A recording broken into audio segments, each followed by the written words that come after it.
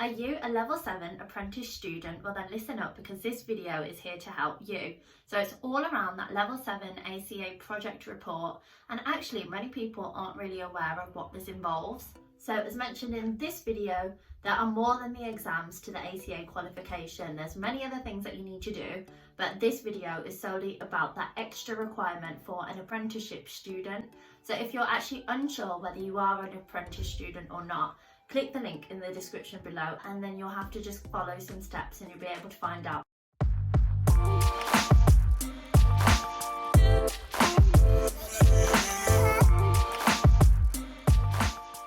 So I did the level 7 apprenticeship programme, and this was available to me through my graduate scheme and audit. So if you want more details about that, then do check this video out.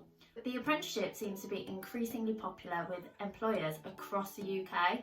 So because this route does class as an apprenticeship, what it means is that you need at least 20% off the job training, and you do also need to complete your project report. So let's just get straight into it.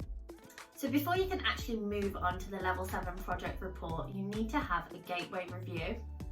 So the gateway review involves many checks, and I'm not actually going to cover that in this video, so the link is in the description below to the full blog, and in there you can read about exactly what's needed for that gateway review, and you can also find out all about that endpoint assessment.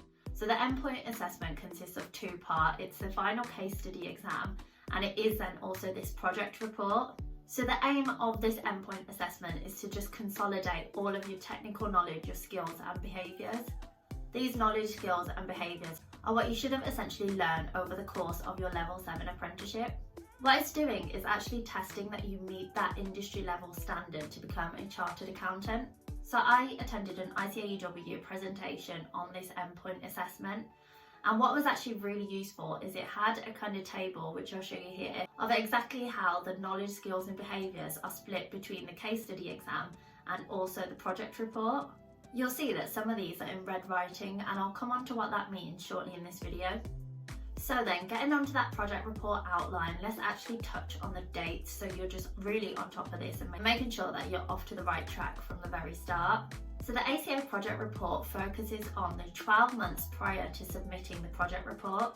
The submission window is actually usually always about 2 weeks after the final case study exam.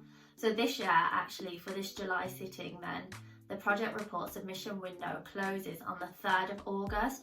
So you can check out my ACA calendar, the link is in the description below, and I've got all the dates that you need to be aware of.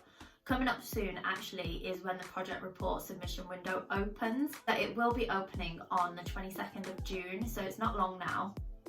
What you need to do is draw on your experiences from the last 12 months that really meet the key skills and behaviours that you're asked to demonstrate. There is an element of evaluation in the report too. So firstly, and very importantly, is that there is a word count for the report, and that is 4,000 words. That of course does exclude the words that are already included within the template. There are, however, 5 questions, so the 4,000 is split into 5 different questions, and it is then recommended not to write more than 800 words for each skill or behaviour. So of course you can have a tiny bit more in one area and a bit less in another, but as long as you're getting around 4,000 overall, then you're fine. So splitting that down into the 5 parts then, I just found that it made it so much more easier and manageable to just have it in those 800 chunks, and it meant I could just go over my answers, cut things out where necessary, and it did just overall then, yeah, make it easier, I guess. So these 5 questions are worth 18 marks each, so if you're doing the maths, then you are right. No, that does not equal 100. The extra 10 marks then are actually for format, spelling and grammar. The pass mark then across the whole paper is 50%, so that is not for each requirement, that is for the full 50% across the project report. So if the project report is something that you are worried about, then honestly I will just say, just don't stress. I personally didn't find that it was trying to trick me out or anything at all. But what you do need to make sure to do is just make sure that you are using relevant examples and the best that you can think of for each skill or behaviour that is asked for. So what really helped me is looking at the examples on the ICAEW website. So the link is in the description below, and they did have some examples of project reports that had been submitted, and I believe they had passed. But yeah, it was just nice to kind of see and get an indication of what they're looking for.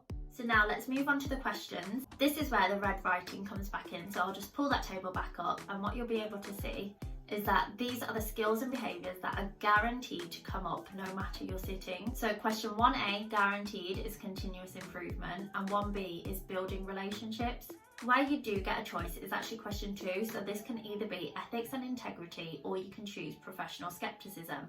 So that's of course 3 of the 5 questions, so the remaining 2 actually vary sitting to sitting. So there will be one other skill and one other behaviour. So my skill that came up was leadership, and my behaviour that came up was adding value. I obviously like to think I add a lot of value. So what I personally think is good about knowing the first 3 is that if your case study then is this November, you're probably in that, well, you are in that 12-month period, and you can actually start prepping that now.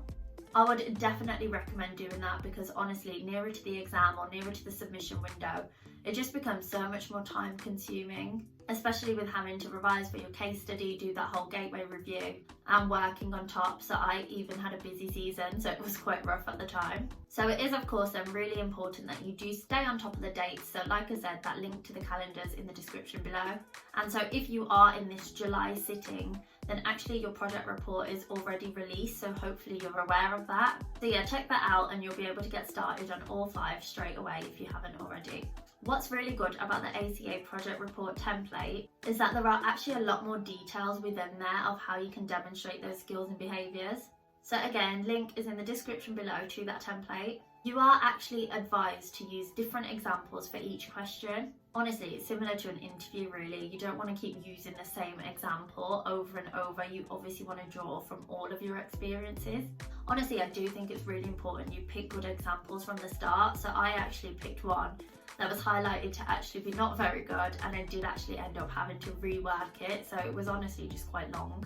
I would therefore then just recommend having a really good hard think beforehand and then start to get to the documentation side. Moving on to the format for the project report then, I actually really liked that it preferred to have all of the questions answered in the same structure. Because ICAEW really encourage and ask for you to use subheadings, I think it again just made it that bit more easier to kind of answer the questions, keep it structured, and just know what they were looking for. So I'll put these on the screen then for you. So you need to describe the situation and your role, the actions you carried out and how you demonstrated the required behaviour, and then you need to evaluate your effectiveness and also describe the lessons learned. I personally found for me that the most difficult part was that 3rd subheading, so evaluating my effectiveness, because this actually needs to be pretty balanced, so you do need to give the positives and the negatives. So of course, naturally you want to pick examples that you're good at, and that's what I try to do as well. And I guess because of that, I was kind of struggling to find a weakness, like not being big-headed, but just in those instances. So this is something that was flagged to me several times in the quality checks from Kaplan. So I studied with Kaplan and they did also review this project report. So yeah, it's just one to think about, really make sure that your evaluation of the effectiveness is as balanced as it can be. So now the bit that you're probably waiting for is my tips on how to master the project report. So I'm definitely not reinventing the wheel here. These are things that I was told and just applied, and I think I can pass them on to you now because they did definitely help me. So as I said, a different example for each, but be as specific as possible with your examples. Include dates, so of course it needs to be within that 12-month window, but adding dates helps, and it also then avoids using any theoretical situations because they are looking for real life examples. Next, make sure to keep everything anonymous. Do not use any client names due to confidentiality reasons. Another great tip is to just focus on your part. What you should really be doing is using first person, so saying I, me, my, rather than saying we, the team or the firm and things like that. It needs to be about you. Honestly, to do well, it is just as simple as following the rules. Stick to the word limit, so 800 per question, and use those subheadings. You'll see it in the ICAEW project report examples on the website, and it is explained in the template, so do just make sure to do that. Use simple and short sentences and just avoid any technical jargon. So it should be where anyone can kind of read it and understand. And then finally, as I mentioned before, make sure you're identifying strengths and weaknesses. But the key point here is that it needs to be in the evaluating the effectiveness section rather than the lessons learned. So if it comes to the time and you're ready to submit your project report, it's actually probably a lot more simple than you think. All you need to do is go to your training file, head to that examination section, and you essentially kind of apply for an exam. You'll then of course select the project report and then just upload it from there. So if you do want to see screenshots of this, then they are shown in the blog behind this full video. As always, links in the description below. One thing to be really careful of, and what I remember, is that when I did upload it and preview it, I'm sure the formatting got all messed up and I was a bit worried. What I was told though is that if you do use Arial size 12, which is what is recommended, so make sure again to stick to that. If you've uploaded it in a Word document, then apparently it should be fine for them to just download on the other end and there shouldn't be those formatting issues. I have also shared below a link where ICAEW have provided further instructions on this. Then I've said it before, I'll say it again, honestly just start as soon as you can. Whenever you get any kind of free time, just get straight to it, because it can be so overwhelming and you don't want to have to put that pressure on yourself when you have exams in the background as well. I say in the background, I know the exams will definitely be at the forefront, so do just get this project report out the way if you can. And as mentioned, I was with Kaplan and I was able to have these quality checks of my project report, and so they actually gave us dates that we needed to stick to get these reviewed in time. So I'm not sure if BPP is the same. If you're with BPP, then do let me know below. But definitely do stick to these dates, really make the most of it. They honestly helped me so much, and so it really is just worth getting that check beforehand. To reiterate, honestly the project report is not hard, it is just quite long to do. So you should get the results within a few months, and I remember getting them by email actually. If you want that exact date, then do again click on the calendar below. So I actually got 65 in the end, which I mean, it's a decent pass, it's not bad. A pass is a pass at the end of the day. So as always, thank you so much for watching. If you found this video helpful, then do give it a like. Any questions, drop them in the comment box below and I'll be happy to help. And as always, I will be back with more videos every single week, so do make sure to subscribe and hopefully you'll see me again soon. Thanks.